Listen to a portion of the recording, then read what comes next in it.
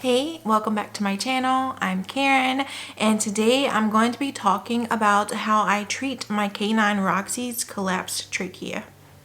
So trachea is just the medical term for your windpipe, and windpipe failure or collapsed trachea is really common in small and miniature breeds of dogs. This is one of the negative effects of overbreeding dogs. So really small dogs, Chihuahuas, Pomeranians, miniature poodles, they're all prone to developing collapsed trachea later in life, usually around middle age, so 8 or 9 years old. Roxy was diagnosed with a collapsed trachea 2 years ago, and it has progressed slowly but consistently. And I just want to share a few of the things that I'm doing to monitor and just kind of treat it. There is no cure for it. There's no way to solve it outside of surgery, and I've heard that is an absolute last resort, and I wouldn't want to do surgery unless it was absolutely necessary, because Roxy weighs 8 pounds, and I mean, it's dealing with your airway, and so that's just a terrifying procedure to think about. I've been doing research a lot more frequently over the past few weeks because her honking has become more consistent. We went camping back in October. We were in the mountains, and I don't know if it was the atmosphere or because she was more active. I'm not sure what it was. She was great the entire trip. There was no coughing. It was a 6-hour car ride. She was great. We were there for 3 days, no coughing. She was running around. She was having a great time. And then 2 days after we returned home, the honking began again. So one of the most obvious signs that your dog has a collapsed trachea or collapsing trachea is goose honking. I've recorded her, so I'll insert that sound so that you can hear it. I'm not laughing about it. I'm laughing at that I've prepared for this video, so I have a recording of my dog honking in my phone. But yeah, so it sounds like a goose, and the recording I have may not be as loud and extreme as it can be, because she really will sound like a goose sometimes when she's really hype, especially at night. She gets really hyper at night. I do not know why. She's always been that way. Hey, Rock.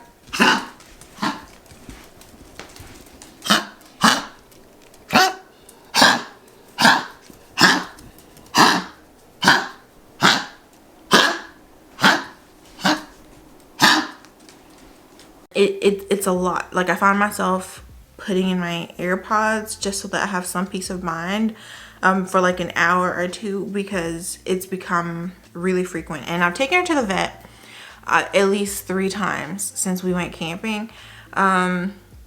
First time, as soon as I took her, she magically stopped honking and coughing. So I don't know if it was the vet messing with her throat, playing with it. And the second time she was coughing a bit, she said, but in their x-rays it wasn't showing collapse. So if they take an x-ray to see if you have a collapsed trachea, and if they snap that shot during a time when the trachea isn't collapsed, then you know there's no way of telling. So yeah, so the honking is definitely a sign. But also, if your dog is all of a sudden short of breath or panting a lot more frequently, especially when they're moving around, that's a sign of a collapsed trachea. So just monitor your dog and just see how they're acting when they're active, and also when they're just chilling around the house. But it's mostly when she's active. But that's another thing. That's why I feel like it's progressed in the past few months, and I don't know if it's just sinuses because it is cold, because it started the week that the temperature dropped. All of a sudden it was like 42 degrees, and that's when the honking started. So it might just be mucus drainage that's affecting it. But I'm just gonna monitor her some more, and right now she's on hydrocodone and a steroid, and we're just gonna see what happens from there. But here are the 10 things you can do to assist with making life more comfortable for your dog with a collapsed trachea. The absolute easiest thing you can do is switch your dog from a collar to a harness. I've never liked collars. I had collars for my dogs. Has Max ever had a collar? I actually don't think Max has ever had a collar. My dogs don't wear collars or anything around the house, so they just have a harness for when we go out for a walk. So it's not like they're uncomfortable wearing a harness all day. I cannot stand when I see people with their dogs around the house wearing a harness the whole day. But yeah, Roxy had a collar for like a split second when I was like new to pet parenting and I just didn't know anything about dogs' comfort. Actually been thinking about making a video all about how to choose the proper leash and collar and harness for your dog's breed. So yeah, I'll look more into that to explain it better. I just know what works best for my dogs. I have a Rat Terrier, Corgi mix, and a Pomeranian mix. And the Corgi and Pomeranian are like Chihuahua. And the Rat Terrier looks like a purebred Rat Terrier, but I know she's not purebred. So yeah, switch from a collar to a harness because you don't want any type of friction or any, you know, if you pull on the collar, you don't want that to worsen the condition. The second tip is to reduce your dog's weight if your dog is overweight. Roxy she looks thick, but it's her fur. If I have a clip, I'll insert it because someone on a video, I had a video, it's about BarkBox and how the toys were oversized for her, and someone called her fat in the comments, and she's not. I take my dogs to the vet frequently. She has a pound of fur. She can grow a pound of fur, and when you shave her, she looks like a new dog. She really does, and she feels way smaller as well. She could stand to lose a few ounces just because she does have this condition now, and she is 9 years old, so she's heading towards senior age. And so, you know, the older you get, the more you want to maintain your weight because your body's older, your organs are older. You just need less complicated. I'm pretty sure it just lowers your chances of developing diseases or worsening those diseases. Something I've always done with Roxy is pick her up when we go up the stairs. She's a small dog, so it takes way more energy for her to go up the stairs than the bigger dogs. Her legs are longer than Max's actually, but she's still shorter than Max. Max has like short little corgi legs and a Chihuahua's body. He's a funny dog. But Roxy has very long legs. I call her Leggy Blonde. You know that Fly the Concorde song? But it's still hard for her to go up the stairs because, well, it's not hard, but it takes a lot of energy. And I just, now that she has this, I make sure to not even let her run up the stairs because she's a very excitable dog and she'll just sprint. And I love seeing her sprint when we go outside, but not when we go up the stairs. We can't do that anymore. And this leads to another tip to help your dog reduce their excitement. I hate doing that.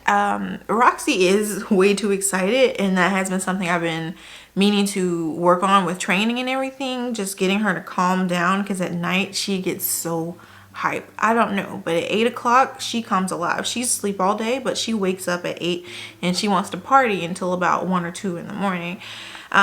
So this, I guess, will aid in that, me being able to actually relax because she's not hopping around. But it does also make me sad to have to find ways to calm her because she is an excited dog and I don't want to feel like I'm suppressing her.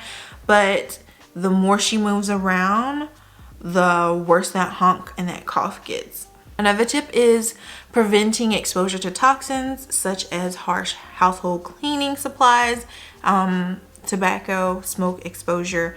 My neighbor smokes a lot. It hasn't been a problem in the past because as far as I know, he isn't home as often, or he doesn't smoke. Like, I'll smell smoke maybe once a month, if that. But it's been consistent for the past week and a half, and it's just a lot, especially while she's going through this where her coughing has increased a lot. So we bought some air purifiers, and those are helping a little bit. So we're just trying to figure out all the ways we can increase the air quality in our home. So we've already invested in really great air filters. We did that at the start of COVID, and We have the air purifiers now, and we're just trying to figure out other ways. I think I might go talk to him. I've spoken to the manager where I live, but I mean, if he continues smoking, we may have to move, because I'm trying to do everything I can to prevent this condition from worsening or progressing faster than it naturally will. You should also reduce their physical activities. I have a stroller. Max had heartworms years ago. We caught it very early. So he only had to be on bed rest for, I think it was 3 months. Those were a hard 3 months. So I got him a stroller. And I've just kept it because I was like, you never know when you're going to need it. While we're on the topic of heartworms, make sure you're using a preventative every month, even if you have an indoor dog. I was ignorant to this. Max was about 5 or 6, and I never knew about it. You know, he was with my family for the first few years of his life because I was in school, and they didn't know either. And when I took him in, I noticed his breathing was different at night and took him to the vet immediately, and we found out it was heartworms. And I thank God that we detected this early on, so it didn't have any time to cause any damage, and I'm just so grateful for that. So make sure you're using a heartworm preventative 12 months out of the year, whether your dog is inside or outside. So back to reducing physical activity. I like to go on long walks every day. Not really long, but at least 30 minutes, just because Max and Cece are very active dogs. Like, they have a lot of energy. Max is calm. They're both calm, really, but when they're outside, they are happy, and I just want them to enjoy that time, because I feel guilty. I'm at work all day. I'm distracted by a lot of things, and during the week, sometimes I don't have the brain power to take the time out to be with them. But when we're outside, they're happy, they're distracted, they're doing their own thing, and that's the absolute least I can do to make sure that, you know, everything is healthy and happy on a daily basis. Roxy has never really liked walking. She does not like being on a leash. If I take that leash off, she'll sprint. She's happy. But so our walks, I'll let her out the stroller sometimes. She's in the stroller that I bought for Max. That's why I brought that up. But I'll let her out sometimes so that she can potty, and sometimes she just wants to sniff around. But for the most part, I have her in that stroller for the past 2 weeks since the coughing has gotten worse. So it might just be when the coughing is bad, I put her in the stroller, and then other times out the year she's able to walk. So I'm rolling with the punches right now, figuring things out. And when I'm figuring out a routine, I will come back and update this. Of course, talk to your vet for what would be right for your dog. Cough suppressants also help. Roxy is currently taking hydrocodone. She takes 1 milligram a day. She's 8 pounds. Talk to your doctor. Well, you would have to talk to your doctor because you can't buy this over the counter, about the dosage that you need for your dog's size. It's really annoying because she's been coughing so much, and it's like every 6 to 8 hours she can take it. It's just cough syrup, and they have to give it in really small doses because it's an abused substance.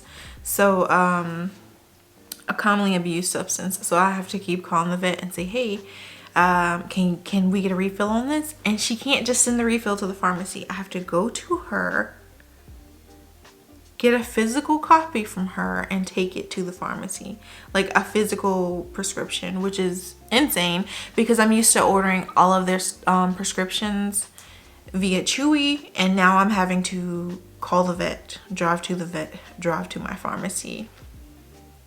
It's a whole thing. So, but it does help her. It helps to relax. Well, I'm not even sure if it's relaxing her, but I think what I do is when I give that to her, I make sure to sit still so that it's not a waste of the medicine, because it does suppress it. Like, sometimes I'll see her walking about and she's not coughing, but sometimes I'll have given it to her and still an hour into giving it to her, she's still coughing and hacking because she's walking around trying to figure out what everybody's doing. So I make sure whenever I give it to her, I sit with her for, like, it takes about 15 minutes for her to calm down, and she'll just go to sleep, and she'll be asleep for a few hours so I can get things done. And when she wakes up, she's pretty okay. Like, she might cough a bit, but it's not consistent and scary. She's also on a steroid. Do I have it with me? Yeah, it's over here. She is on Temerol P. I think that's how you pronounce it. She's been on and off that for a year and a half now. Nobody wants to be on steroids, you know, consistently, like, but sometimes it's needed. So I'll say maybe every like 4 months we might have to go pick these up and help her if the coughing's worsening.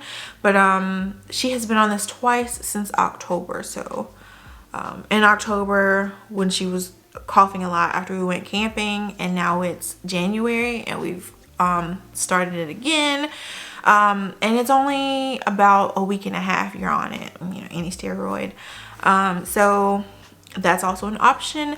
And a lot of dogs with this issue have to be sedated, so some strong medicines just help them rest throughout the day so that they're not up moving around and coughing consistently, because the more you cough, the weaker that trachea is getting, and the more it's going to collapse because there's more pressure on it and just more friction, and it's just a whole shebang. So yeah, I hope we never get to that point. I'm really hoping it's just the weather, and also I'm looking at moving. I think I live in a pretty good environment. Well, really, where I live is horrible if you have sinuses, but it's warm most of the time, so that's kind of nice. But I'm thinking we might need to move to I don't think a dry state would be good. No, I would love to live somewhere cold, but I'm seeing now that she has this collapsing trachea, that's not an option. So I'm really trying to figure out what's the best move for us. So that's another thing you can do if you live somewhere that's not environmentally I don't know, if it's not a sustainable place for you to live with the trachea, like if it's just going to continue affecting your dog's health conditions, you might want to consider moving. And I know that's a big change, but this is a disease, and it is dangerous, and it can be life-threatening. So you want to do everything that you can to help your dog. And I know that moving isn't always an option for everyone. So I really don't know. I'm not saying you're a bad person if you don't move because your dog is going through this and the climate is not great for their condition. I'm just saying to look at all of the options and think about what could be the absolute best for your dog. So maybe if you have family somewhere else, maybe who's able and willing to adopt your dog and really care for it, that might be an option. And I know no one wants to give their dog to someone, but sometimes you have to do what's best for your dog. Of course, I'm not talking about giving your dog to a shelter or anything, because I don't think that would help the dog at all. I'm saying if you have family or someone you know will respect and care for your dog, that might be an option. If they live in a better climate that's more appropriate for a collapsing trachea. There's just so much to learn. It is overwhelming. So while I was doing my research, I saw that a large percentage of dogs with collapsing trachea have concurrent liver disease. So talk to your vet about that. I found that in my most recent research. So I have not been in touch with my vet concerning that. But the next time I go for some more hydrocodone, I'm going to mention it. And yeah, we'll go from there. So yeah, I'm here with you if you're going through this with your dog or your cat. I don't know if it's common in cats or any other animals, but I know it's common in small dogs. So I'm here with you if you're going through that. You are not alone. If you want to share some research, let me know down in the comments, things you are finding. I'm going to have all of the things I found online down in the description box. This is very overwhelming. Like, it is, I'm feeling burnout just from dealing with it and thinking about it and worrying about her, and feeling really sad because, you know, when you hear your baby honking and there's really nothing you know to do besides give her more medicine, it's a lot. And on top of that, my dog Cece has pancreatitis, so we're dealing with that. She's improved so much since July, and actually she had a vet appointment yesterday, and I asked the vet, can I cook for her? Because Cece likes to hunt and she just loves food. Like, she is passionate about food. Like, dogs like food, but something about Cece, like, she needs her treats. I don't know. And I mean, that may be why she has pancreatitis in the first place. But we adopted her last year, and we had to immediately change. Like, I've known her whole life, but we had to immediately change her relationship with food. And I could tell she was kind of like searching. Like, she just seemed sad. Like, she would go through the kitchen looking for things to eat. And so I asked the vet, can we feed her? Can I cook for her? That would bring me joy, and I'm pretty sure it would bring her joy. And the vet was like, definitely. There's cookbooks about it, about canine pancreatitis diet, but she said she had a copy, but someone took it from her office, and she's going to email me a link to a great website. So whenever I figure out that website, I'm gonna do a whole video on tips for dealing with canine pancreatitis, and I'm gonna start weekly recipes with you guys that I find on that website. And you know, with talking with the vet, things I know to do, because right now, maybe once a month, I'll give her some chicken and rice, and it's usually on a Sunday because that's our park day, and so it's just a fun day for the dogs. So but I'm excited to be able to do more than just chicken and rice, and that'll also probably perk up Max and Roxy as well. They're all of my dogs are old. Roxy's 9, Max and Cece are 12, and so a low-fat diet would be great for all of them. So I'm really excited to share that. So if you're interested in you know, more dog mom stuff, more dog life, parenting, health tips, then subscribe to my channel if you haven't yet. If you have any info to offer on collapsed trachea and canines, please leave the info down in the description box. This is a very stressful journey, and it's hard doing research on that while you have a full-time job and you have other things that you're dealing with in your life. And so yeah, all the help I can receive, I am open to it. Thank you so much for watching. I hope you enjoyed this video. If you did, please give it a thumbs up and enjoy the rest of your day. Bye.